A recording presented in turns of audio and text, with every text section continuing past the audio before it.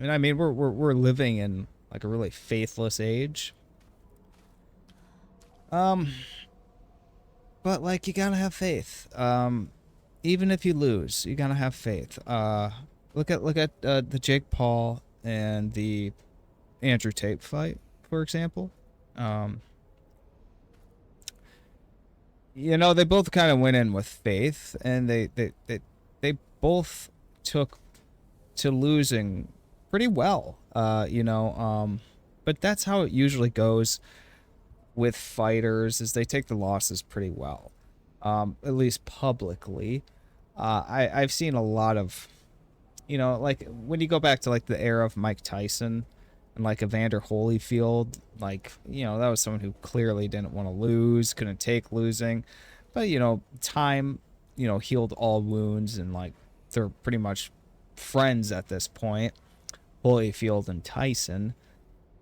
But then you have like the UFC, and you have like Khabib versus McGregor, and like I don't think there's much, if any, forgiveness in that. I if I remember, I think they never made amends. I can't remember a whole lot about it. Just Conor getting the shit kicked out of him. And the same with like Conor and Nick Diaz. Like that's like, those are like the only examples where I can really think that people, when losing their fights, it's like the UFC is like always where like they take losing a fight the worst. But like boxing and stuff generally, I feel that the boxers they're pretty cordial about losing.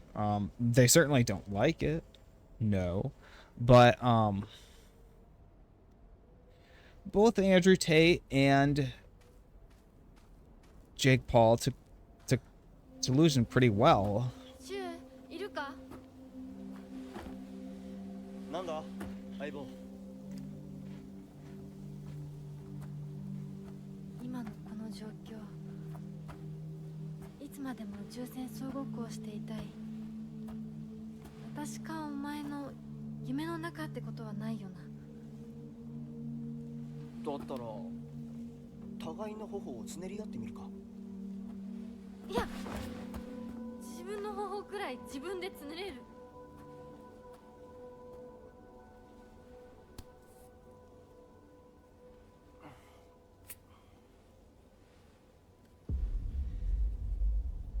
残念だが夢じゃないみたいだな。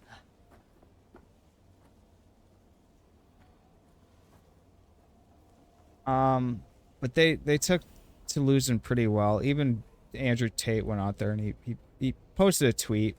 Can't recall what he said off the top of my head, but it wasn't very performative, but it was just like, he was just telling it as it is. He lost the fight. But it's not really Tate I think I want to talk about. It's Jake Paul that I really want to talk about. Because regardless of what you think about the Tyson and Jake Paul fight, my feelings are like Tyson, when people say it's rigged, they're only about 25% true in that statement. I mean, I've seen this in Tyson in the past, and the world has seen it in Tyson in the past, where he loses a fight and then immediately, once they put the microphone in front of his face, he said, "Yeah, I kind of lost my spirit and I'm just doing it for the money." Like he's said things like that before. And so that's what I think happened in the Jake Paul fight, is that Tyson was only doing it for money. He really wasn't concerned about winning. I think he walked away with $20 million. Even if so he's already built a reputation for doing that. I think his heart really wasn't in it. And I think after the first round and half of the second round, he was pretty much gassed out. He's 60 years old. What do you expect? And Jake Paul is much bigger than him, much younger, and at this point much stronger than him. Tyson's I'm sure there's a part of him that was like, yeah, I can win this, but then like the second round comes around, he's like, I just want $20 million. I don't care. I just want $20 million. And I think that's really what it was. And Jake Paul understood that. I don't think that they had some meeting where Jake Paul slipped him a note under the table or anything like that. That's ridiculous in my mind. But I do think Tyson's heart really wasn't in it. And if you remember, like, people had more fun with that fight in its build up than they did with the actual fight itself. The actual fight itself was I don't ever like there's a few fights that I will pull up on YouTube and watch over and over again. That's not one of them, okay? I like to watch Rumble in the Jungle. I like to watch anything with Tyson, really. I like to watch that fight with Don Fry and the big Takanawa Japanese wrestler guy. Who else is there? Every now and then I watch like Tank Abbott fight, even though I really don't like Tank Abbott. I just think he's kind of just like this freak show. There's a few fights of his I like to watch every now and then. But yeah, there's a number of fights that I will pull up and watch. Even like that Benny Ukraides and Jackie Chan. Even though it's not a real fight, but it's just like one of the best probably the best on screen fight ever. But it's not like I pull up Jake Paul versus Tyson and just like get fixated with it like I do with all these other fights.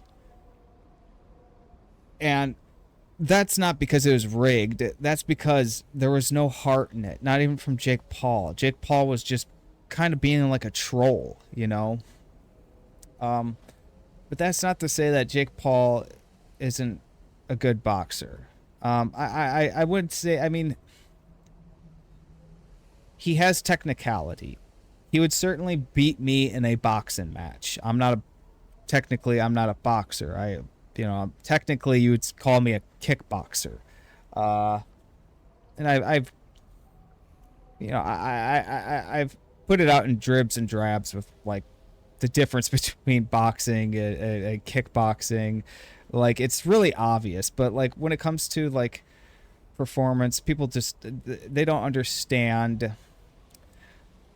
Like, well, Andrew Tate is supposed to be the champ. Why can't he beat this guy in a boxing match? Just because Andrew Tate technically is not a boxer. Technically. Well, I mean, theoretically he is, but technically he's never had a career in boxing. The thing with Andrew Tate is he put out those YouTube videos within the past year, I think, where he spars like 60 guys. And remember, that first time he put out the video and he spars 60 guys, this is what people did not pick up on. These are all Tate fanboys he's sparring.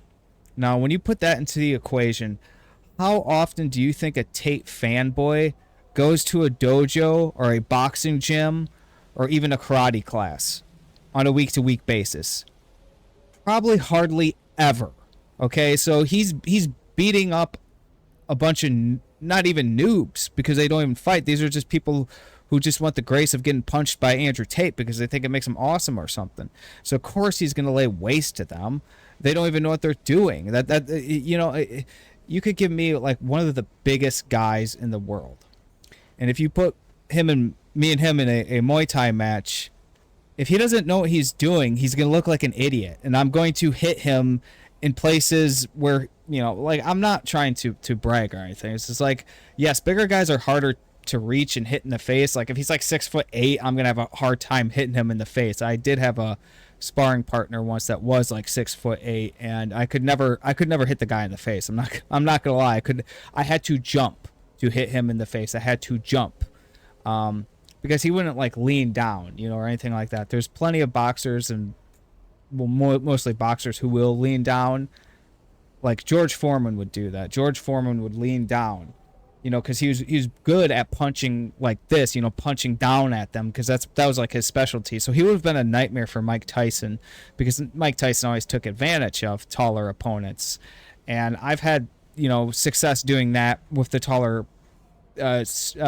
classmates of mine in Muay Thai. Like, there's obvious things you can expose when fighting taller people, and it's the easiest thing is just getting up and close and personal with them, is because they have a hard time hitting down. You see, that's why George Foreman trained hitting like this, because they knew how hard it is when you're tall like that to hit someone who's right up close to you like this. It's extremely hard for them to do that.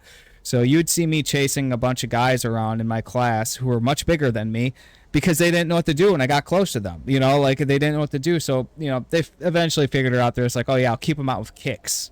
And that works. Their kicks hurt, and their kicks keep me the fuck out. So they learned that pretty quick.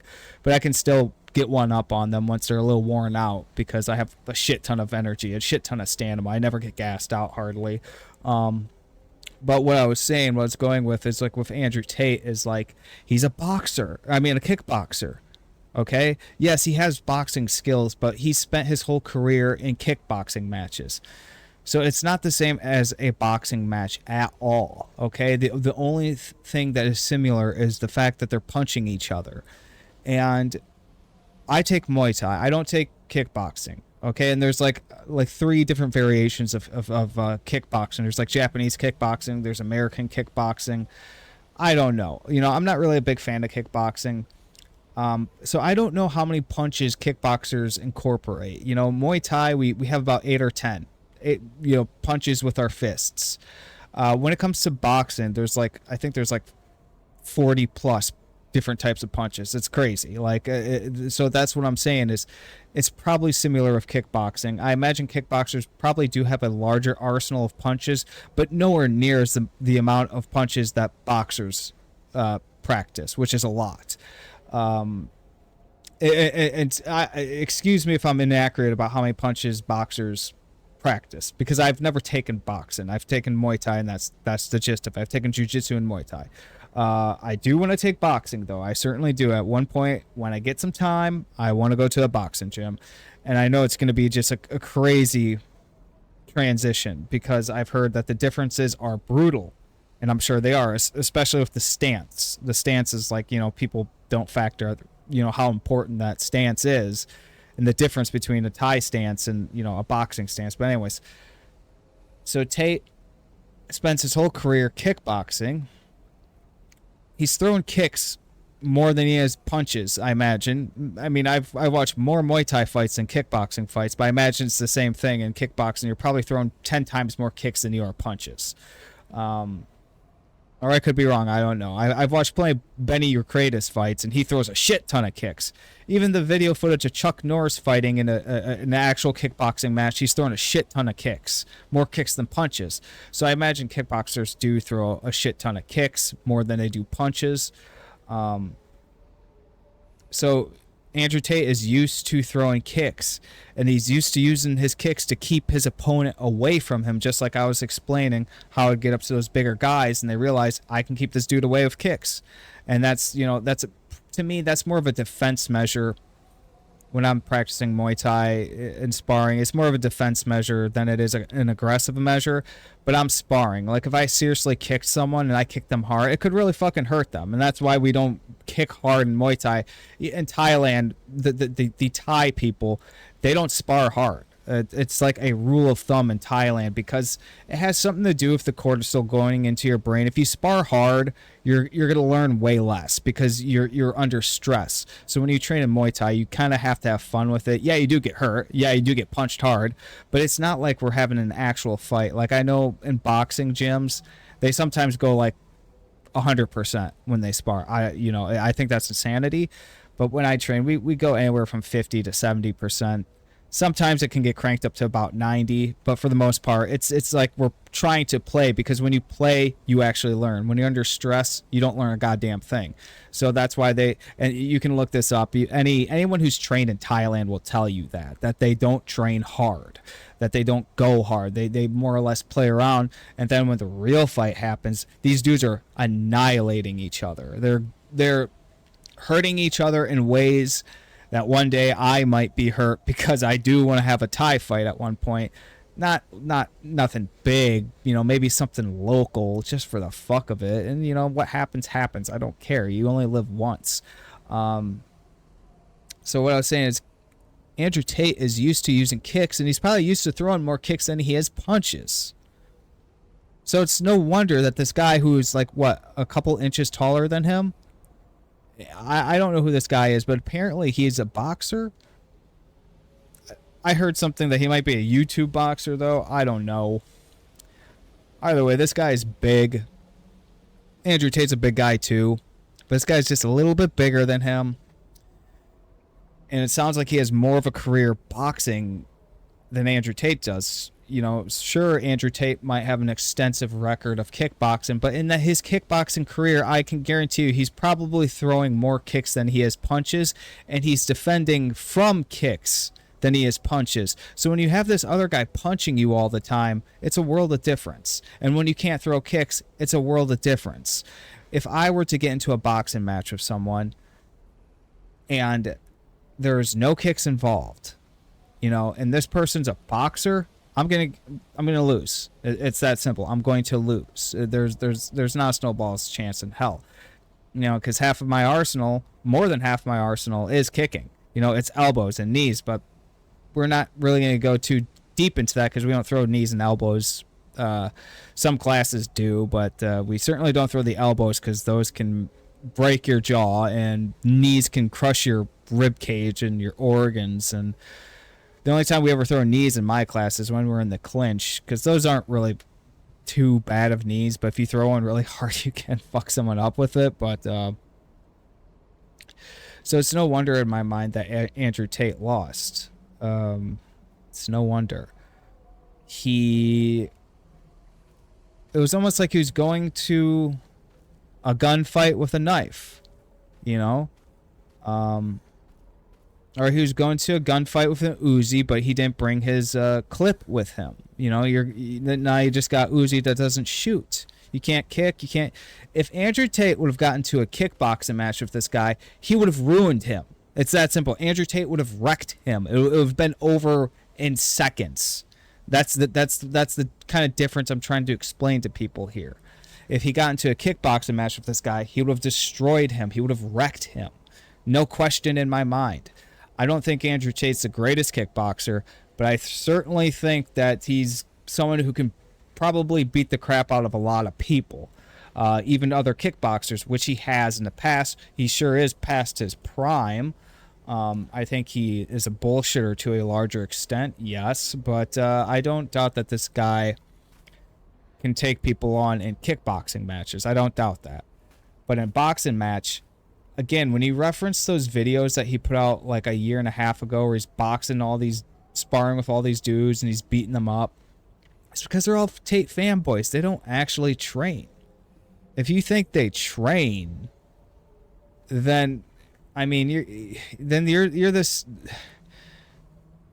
you're no different than the guy who gets into the sparring with him thinking that you have a chance of hurting this guy or beating him, you know, when you've never trained once in your life. Like, it's just like it's this non-existent thing. Like you don't understand until you've actually tried these things. And most people don't, you know, you don't most people assume they know what fighting's all about. It's like, I used to be the same way, but I mean, I grew up getting into scraps, so, you know, not like quite, you know, it's a world of a lot of chaotic frenziness that I grew up in. So, like, you know, I knew some things, but I wasn't like a perfect fighter. I think the most I could say was that I learned to be durable, and I learned, you know, basically what works and what doesn't, but that didn't by any means mean that I was a good fighter. It wasn't until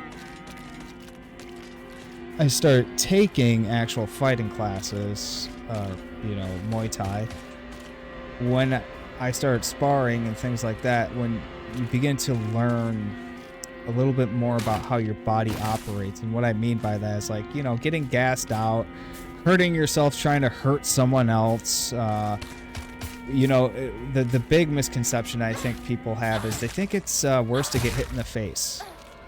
It isn't. It's worse to get hit in the body.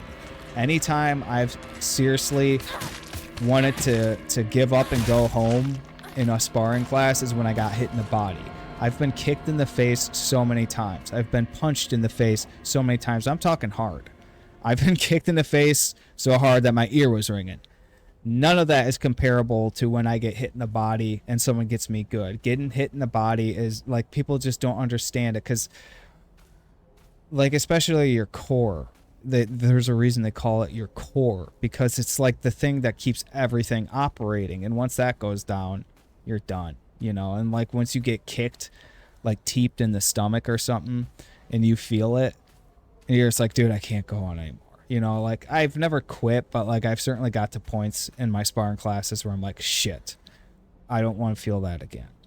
You know, so it's like things like that you learn. And most people, they think, oh, if I get hit in the face, it's going to hurt. Or if I hit him in the face, it's going to hurt. You know, and they also don't think about like, oh, I'm just going to hit this guy really hard and knock him out. Yeah, you're going to probably break your hand too. You know, they don't think about these things. And the number one thing they don't think about is your stamina, your endurance, your gas tank. That is like the number one thing people never consider. They think it's like the movies. They think it's like Tony Jaa, and you can just walk into this one take scene and climb a stairwell, beating up all these guys and never get winded once. They don't think that these things apply to the human body when they're fighting. When I'm telling you something, fighting is the most exhausting sport there is. There is no sport out there that is more exhausting than fighting. If there is, name it. Maybe rugby. I don't know. I'm still very skeptical towards that. There is not a single sport in the world that is more exhausting than fighting. Fighting is the most exhausting sport there is. And people who get into fights, and the first thing they do is they just freak out and start throwing haymaker, haymaker, haymaker, haymaker. They have a gas tank of about 25 seconds. After 25 seconds, they're kaput and they can't fight anymore. They lose. It's that simple. Once you run empty on your gas tank, and the other guy's, he's 50% still full, or he's 100% still full, he's gonna kill you. He's gonna kill you. So most people, when they get into fights, they blow their load. They think they can do the Tony Jaa shit. They try to punch as hard as they can or kick as hard as they can. So they don't know the first thing, and I think the first thing you should know about fighting is that anything can happen. You know, anything can happen. Second thing you should know is your stamina and endurance is going to either be your biggest enemy or your biggest advantage. And that's how, like, too, a lot of boxers actually win fights, is they just outgas the other opponent. You know, there's tons of fights where these guys just beat each other up for like 6, 7, 10 rounds, and then one of them finally wins with a knockout, or they win by points because he simply just survived, and, you know, the other guy started getting worn out and just increasingly kept getting more and more gassed out. And so the other guy, the guy with more of a gas tank, you know, he's now throwing more combinations, he's scoring more points, or he hits him with a knockout finally because the other guy can't perform. He can't dodge or slip or parry or anything like that. So it's there's a whole world. This is why when you take martial arts or even boxing, this is why it takes years to perfect it. Depending how often, how hard you go, it usually takes years. That's why, like, you know, most people, it takes like 12 years to get like a black belt or something like that, because there's so much going into it that you don't even know about. It's the same like trying to get a PhD. It takes you like, what, 8, 7 years to get a fucking PhD, because there's so much going into it. You know, like, there's a shit ton of stuff, you know, that you need to know, and it takes about a decade to learn all of it. So back to the Andrew Tate fight. again, like I said, he took his loss pretty well. He was humiliated, no doubt. Like, this guy was clumsy, he was awkward, he's like a YouTube boxer or something like that. You know, Andrew Tate, the only thing he could have done was just gracefully drop the mic, and he did. Because if he would have reacted to that in a more humiliating way, it would have destroyed his career. But, you know, he at least salvaged what remained of it. I'm not a fan of Andrew Tate. Not at all. But moving forwards to the Jake Paul fight, like, that was just sheer stupidity to me. Just sheer stupidity. Oh, shit. You will not be able to free yourself from an enemy's grasp if they fully grab you. When grabbed by an enemy, your health and sanity will drop significantly. Be sure to stay aware of your surroundings. If you have chosen casual story, blah blah blah. Being grabbed by enemies will not cost your current max ammo. So Jake Paul really did not need to have that fight, in my honest opinion. But I get it. He's someone who's out there for publicity. He's someone who's trying to prove a point. But it's for the first time in his boxing career that he fought someone who wasn't smaller than him or was on Social Security. You know, this was a first for Jake. So of course Jake was going to lose, because he spent his entire boxing career fighting has-beens. Now, these were big names. They were big names when they were in their prime. The only one that I was really shocked about him beating was what's that bare knuckle boxer, Brady, Mike Brady or something. What is his name? Let me YouTube it. Is it Mike Brady?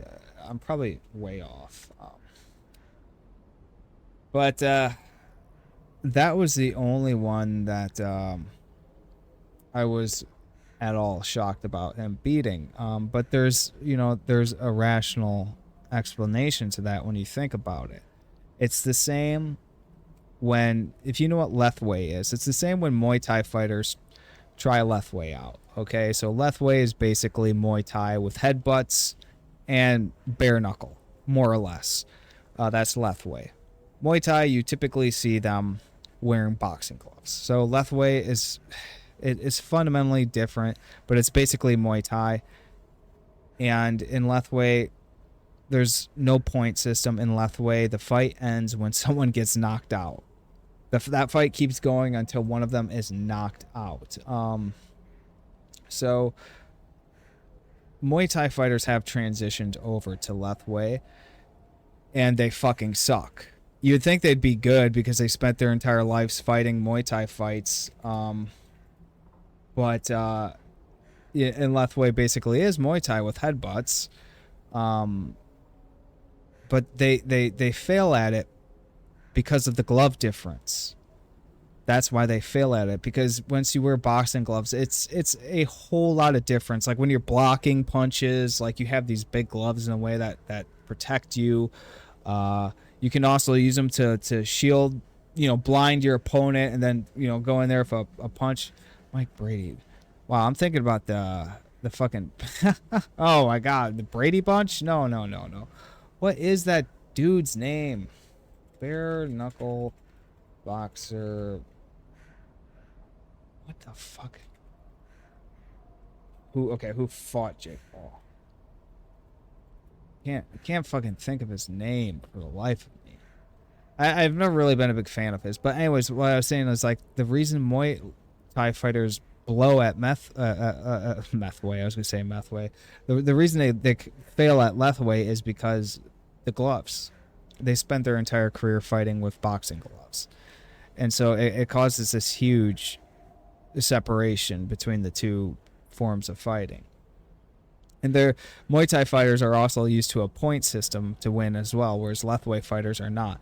But what I'm saying is those boxing gloves make a world of difference. And I understand Michael Perry, that's his name. Mike Perry, duh. Brady. No, Mike Perry. That's primarily the reason why I think he lost. And also, he's smaller than Jake Paul. And I understand Mike Perry is in there he's like a pit bull. You know, he's at the very bottom of this like fighting food chain, you know, fighting bare knuckle. You think this dude's tough as hell? No, I'm sure he is. As a matter of fact, I know he is. But once you put a set of gloves on him and put him in a boxing ring with someone who's much larger than him, and he's used to fighting bare knuckle, you understand Mike Perry was he was an MMA fighter. Didn't work out for him. So he, you know, maybe he tried to get into boxing, didn't work out for him. What's the next sleaziest thing he can get into? Oh, bare knuckle boxing. So he's at the very bottom of the barrel. You know, he's doing like the most inhumane sport to me, you know. You know, and it's being monetized, you know, you can get seriously fucking injured from that shit.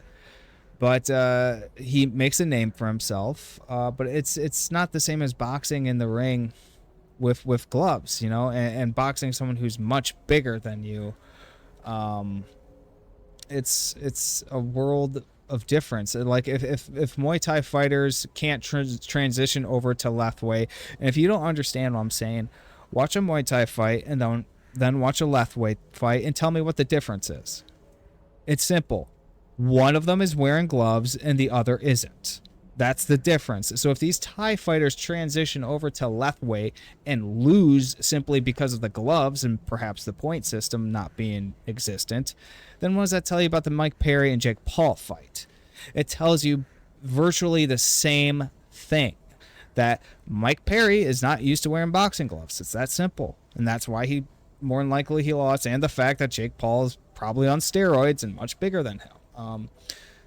And like I said, Jake Paul is a technical boxer, but not the most technical. I wouldn't like stop and put him up there with like an Olympian boxer, but I'd say like, yeah, the guy's got technicality. Does he got the spirit? Does he have the spirit? Absolutely not. No, he does not. He's got the technicality, he's got the physique, and he's got the ego, but he doesn't have the spirit. And that's like essentially what you see in that fight with this monster, this like 6'6" monster he decided to fight. I don't know who this guy is, but I'm watching Jake Paul get the shit kicked out of him. I'm like, you moron. You know, it was when he kept getting up. And every time he got up, he'd fall down and try to clinch the guy, but he was always clinching his legs. You know, you're falling down. I've never seen that in a boxing fight before. I've never seen it once where the boxer falls down and clinches their legs. I've never seen that. And Jake Paul did it like 10 times. Like, that was like the most, that was more humiliating than the Andrew Tate fight, in my honest opinion. Jake Paul made a fool out of himself, and yeah, I agree. Yeah, it takes a lot of bravery and it takes a lot of courage to just keep getting up like that. But damn, is that stupid?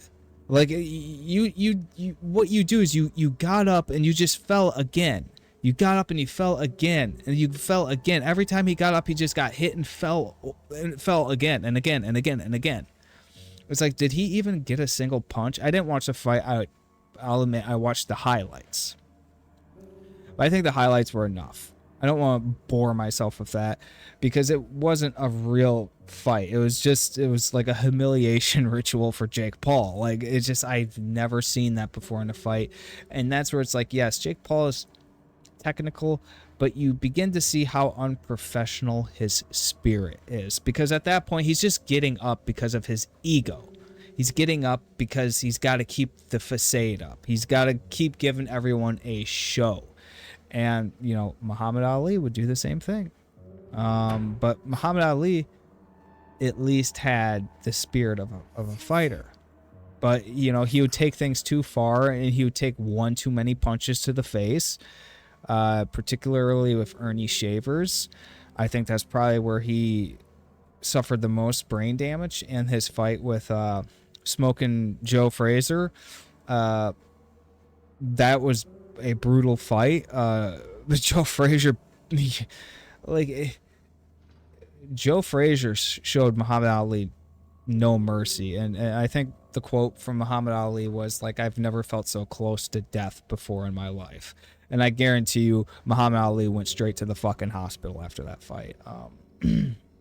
So I think those two fights, the fight with Joe Frazier and Ernie Shavers, is what led to Muhammad Ali developing Parkinson's disease. Now, like, you gotta understand, like, Muhammad Ali, like, when he was in his prime and he was giving interviews and going on talk shows, he was always bringing life to the room. You know, he was always the center of attention. He was, you know, larger than life, and, like, you know, he just lifted everyone's spirits, and he was always telling jokes. You know, he was being playful, and he had all the life in the world in him. Then when he's, like, you know, getting towards his 40s and 50s, you see him in interviews, and he's just like, he is just like completely whittled and worn down, very lethargic, hardly speaks, and when he does, he talks very slow in a grovelly, quiet, sort of whispering voice, and he's very brief. He's not playful, he's not lively, he's not bringing this life to the room like he used to, and it's because of his Parkinson, which was likely brought on by the fact that he would sit there, and that was the thing, like, when he had these fights, he would kind of do what Jake Paul did. He'd get hit really hard, super hard, get knocked down, and would just get back up. Even if he like with I think with Joe Frazier, he got knocked down a couple times, and he just got back up, and continued the fight. And I think it happened multiple times in his career, and I know Ernie Shavers hit him really hard. And Ernie Shavers, for those who don't know, like, if you want to talk about, like, highest, like, when it comes to the record of he was more or less, if you look him up, he's known as the one person in the entire history of boxing who hit the hardest, more than Mike Tyson, more than George Foreman. He was the hardest hitter because he had a very good, phenomenal crunch punch. And a crunch punch is when basically you crunch your midsection when you throw a punch, and you understand how much force and weight you're putting into your punch when you do it like that. So it just kind of, you can snap with your abdomen too, so it just really, like, just gets there, and it can fucking hurt someone. And he was someone who was big. He would sit there and chop wood with a fucking axe to train, and a lot of boxers do that. Very nasty man. You don't want to get punched by this man. Very nasty man. You know, he's a very nice guy, down to earth, everything like that. But in the ring is like a nasty man. You don't want to get punched by this fucking dude. And there's a picture of Ali online just getting clocked by this guy. Just totally fucking clocked by him. And, you know, he wasn't as arrogant as Jake Paul. Not nearly. But what I'm saying is that fight with Jake Paul and that monster, that beast, that 6'7" ogre, who devastated him. Yeah, he's gonna have brain damage. He's gonna. Have you seen, like, the recent hospital pictures of him? His face is like got an egg this big, and he's like, you know, he looks like that. It's like, dude, and he got a broken jaw on top of it. Wow, man, like, you're heading down the road for some pretty hard times, I think. I think, you know, I think that fight is going to affect him for the rest of his life. You know, and he got hit so hard so many times. Just look at his recent hospital pictures if you don't think he got hit hard. His face is fucked up.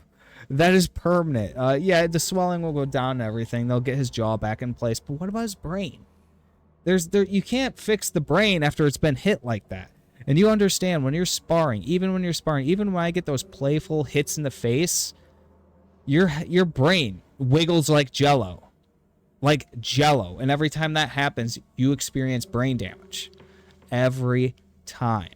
So imagine how much brain damage you experience when you get hit by a fucking semi truck. Okay? Because that's what that guy was. It was like getting hit with a fucking semi truck. And he got hit multiple times. He got knocked down multiple times. This dude's staggering and falling and grabbing this boxer by his legs. That's how fucked up his head was after getting hit by this dude. And this dude's like, what, 6'8"? He looked like he was about 270 fucking pounds. I would not get in the ring with that guy. Like, I know Jake Paul's a big dude, but he's tiny compared to this guy. Tiny. I would never get, if I was Jake Paul, I would not fight that guy. You know, and if I would just end the fight the moment he knocked me down. You know, because this is what I'm saying.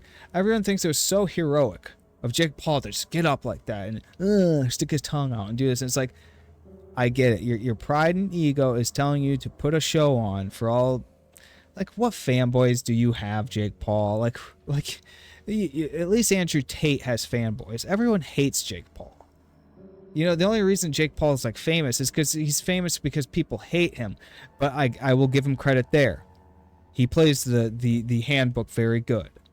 Because if he can get more people to hate him and more people to criticize him, which they're going to do, they're going to hate him and they're going to criticize him for this like I am, guess what? He wins at the end of the day. But let me ask you something. Does his fucking brain win? Probably not. Probably not. And that's like, I don't hate Jake Paul, but I'm just saying, like, yeah, you should be concerned about your health from this fucking point on, and you should probably never step into a boxing ring again because you're seriously going to fuck your head up. Yeah, you know, like I said, I don't hate him, but I honestly hope the guy never does it again because he's seriously going to fuck his head up and he's going to suffer for the rest of his life. You just bring up that clip from Sean Strickland talking to Joe Rogan about how everyone dreams to be a fighter and what it's really like and how, you know, you're half retarded from fucking brain damage, which is why I would never be a career fighter. Yeah, I want to get into maybe 2 or 3 fights in my life, but I don't want to make a career out of it because, you know, I'm too old, and B, I don't want to suffer the way these fighters do, which is, you know, yeah, I can probably get into the ring again. If I get seriously hurt, hopefully it's not my brain. You know, like that's my motto. Seriously, but it more than likely will be brain damage, but like at what extent? Is it going to be to the extent to where I'm sounding like a mule that is high on opiates and drooling from the mouth because I can barely function anymore? Or was it I took a few knocks to the head and, you know, every now and then thought comes maybe 2 or 3 seconds slower than the one before it? You know, it's like it could go anywhere, but like if I'm a career fighter, that's a very big potential. The talking like a mule high on opiates drooling from the mouth is a much larger potential than getting to a professional fight 3 or 4 times, is what I'm saying. And at this point, Jake Paul has made a career out of it. And I don't think he should ever fight again unless he wants to end up like Ali. And think about it. This is something most people don't know. Boxing is the most dangerous of any fighting sport. It is the most dangerous. People don't think this and they don't believe that. They think UFC is the most dangerous. They think Muay Thai is the most dangerous, or they think Lethwei is the most dangerous. No, it's boxing. Do you know why boxing is the most dangerous? Is because out of any fighting sport, these people are getting hit in the head more than any other fighting sport out there. They take thousands, maybe even tens of thousands of hits to the head in a single lifetime. So that's why so many boxers die. That's why you never see deaths in the UFC. That's why you maybe have seen a few deaths in Muay Thai. Like deaths in Muay Thai, like the elbows, you know, when you hit someone with an elbow, like we do it in this slicing motion. I can't really do it on camera, I'm sitting down, but we do it in a slicing motion to cut their forehead open, and that will make them bleed. And sometimes they bleed too much, you know, they're getting hit and they can bleed to death. So that's why they usually stop the fights before it gets that far along. But what I'm saying is, like, people in boxing are more prone to experience death or lifelong repercussions than people in other fighting sports, because they're getting hit in the head non-stop. Non-stop, they're getting hit in the head.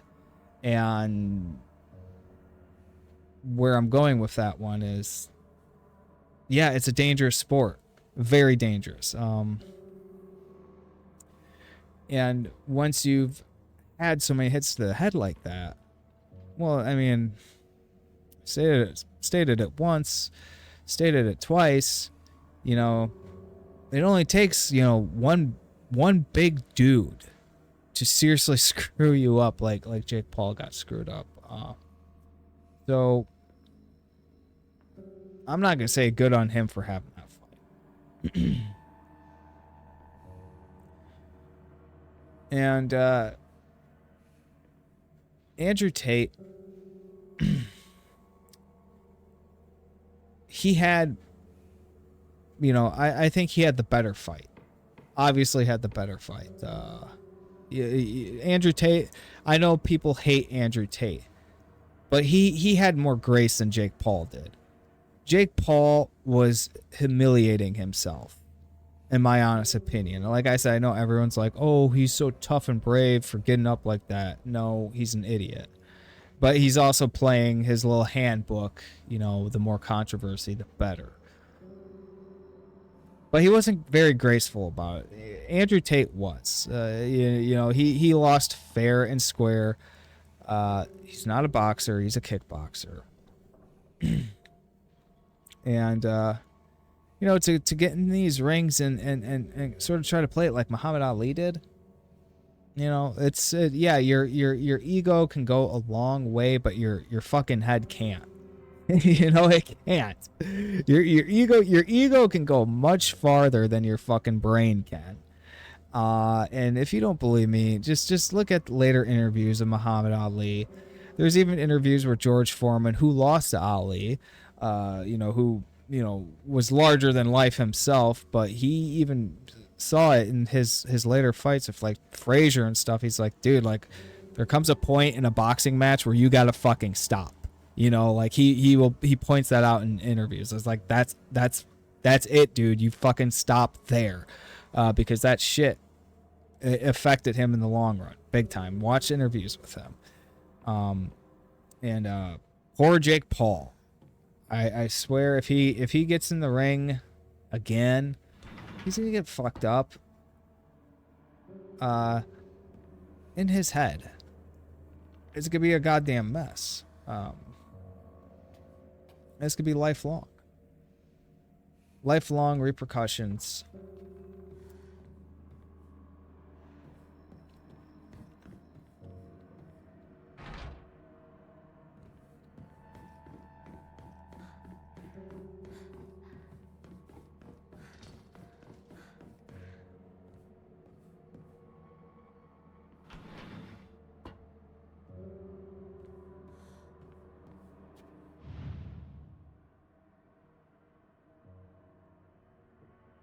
Okay, how do I open this thing?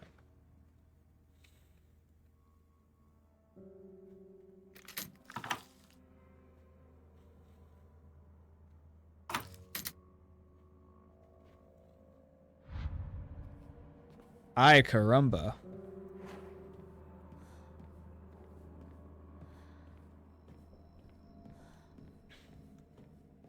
It's very interesting, too, as I learned this today. Theodore Roosevelt actually had a brown belt in jiu-jitsu. If you believe that or not, Theodore Roosevelt had a brown belt in jiu-jitsu. But that was for a far more interesting reason, which does tie into boxing. You see, Theodore Roosevelt was a boxer. But what people don't understand is back in his day, when they'd box like this, you know, with their arm covering like their body, and then their lead hand out like this. The reason they cover their body like that is because they're protecting their organs. Because they would box bare knuckle, and it was safer to get punched in the face than it was to get punched in your body. So they wouldn't really even guard their face. They were more concerned about getting punched in the body, because think about bare knuckle, you're having broken ribs and, you know, your organs crushed and everything. So he was a boxer way back in the day, and he started boxing when he went to Harvard. That's where he went. I think he went to Harvard. That's where he began his boxing, just as a passionate pastime, and he was good. But later on in his life, when he was president, he had a boxing match at the White House. And think of all the presidents we've had, and who's the one who's the coolest one to fucking have a boxing match? It's fucking Theodore Roosevelt. There's no other fucking president who's ever done that while he's in office. Anyway, so he gets into a boxing match while he's fucking president, and he gets uppercut in the eye. And he gets a detached retina from it. The same thing that happened to Michael Bisping, except it wasn't a kick. It was an uppercut to the eye, and yeah, that could seriously fucking detach a retina. So he was blinded in one eye, and from that point forwards, Theodore Roosevelt's like, well, shit, I can't box anymore. Well, I guess I'll do jujitsu. So he started taking jujitsu, which was judo at the time, I guess. They just called it jujitsu. I don't know.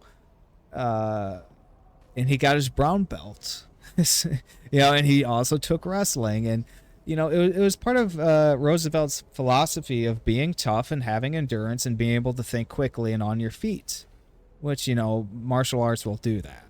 You know, it's all about it's like, I think the philosophical and mental benefits from martial arts outweigh the actual protection and damage you can do. I think that the philosophical and mental benefits far outweigh that, because it does help you think on your feet. And two, you're doing something hard, and when you do hard things, like, you become more capable at other things. You know, there's studies that prove this. So, like, the more hard things you do, the more capable you're going to be at things. And so he understood that.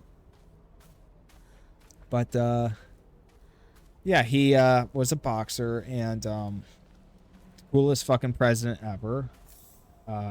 Got shot and still delivered a speech. You know, he got shot, you know, assassination attempt, and he's like, oh, fuck it, I'll still give the speech anyways. It's like you don't see that from presidents. But yeah, he decided that he couldn't box anymore, and reasonable decision to, like, once you get your retina detached, like, you know, like Michael Bisping, you know, fucking had his eye surgically removed because of his detached retina. But Michael Bisping was kicked by a steroid monster, and like, if you there's two extremely ugly moments in the world of mixed martial arts, and I think most people know which one I'm going to mention. I'll mention the second one, or, you know, it's hard. I think I'd say the worst one probably is Michael Bisping getting kicked by that steroid monster and getting a detached retina. But the second one, and this could very well be the first one too, is when and I think everyone already knows this. It's when Cyborg took that flying knee to his fucking forehead, and it caved his forehead in. Like, oh my god. And that, I think that can probably ruined his career. There's that YouTuber, Ramsey Dewey, I think his name is. He was a mixed martial artist, and he fought in China once. And I guess the guy he fought in China had gloves that were packed with something, and so he got hit in the forehead too, and it caved his forehead in the same way Cyborg had his forehead caved in. And because of that, he couldn't fight anymore. There's literally a hole in his forehead. So like, what do you think happens if he gets in a fight? He gets hit there, he'll fucking die. So I don't know if Cyborg still has a career, unless he got like fucking metal plates in his head, which still is risky as hell. But Ramsey Dewey, is that his name? Ramsey's that bald guy who lives in China. He said that there's only been 3 cases of where people's heads have been caved in the world of mixed martial arts, and he was one of them, and Cyborg was the other one, and then there was a third one which I can't remember which one he named, but yeah, that's scary shit. Like, and I mean, like, that only happens with like flying knees and someone packing their glove with, like, I don't know, like a horseshoe, like in a fucking Bugs Bunny cartoon, you know.